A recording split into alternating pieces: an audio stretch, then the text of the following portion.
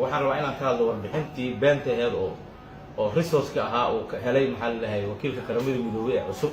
arrintaasi waa arrin been ah. 15 qof laguma dilin magaalada Baydhabo sidoo asagii yiri warbixintu wuxuu ku soo qoray 15 qof oo meesha ku dhimatay. Baydhabo waxaa ku dhintay xildhibaan Cabdi Ashkuur iyo 3 qof oo kale oo uu ka mid yahay wiil aan adeer u ahay oo qiiqaas maxaa la dhahay magaalada lagu shiray ku dhintay. saa ka warqabtid barnaamij ka dhacay London waxay sheegeen maxaa la dhahay in 30 qof ay ku dhimatay meesha. VO-yadan saas oo kale hadda koor 15 qof ay dhahay.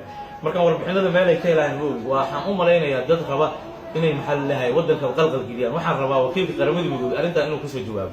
warbixintiisi warbixin jirta ma xasuuq kama dhicin Baydhabo.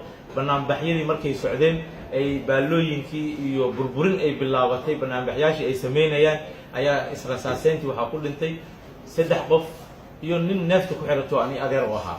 tan kale waxaan u sheegayaa arrintii Mukhtaar Roobo waxaan rabaa khilaafkii Baydhabo ka dhacay ninkaas musharax u ahaa in uu meesha joogay in maxaa la dhahay hadda gacanta dawladda ku jira in xorriyadiisa la siiyo si kastaba ha ahaatee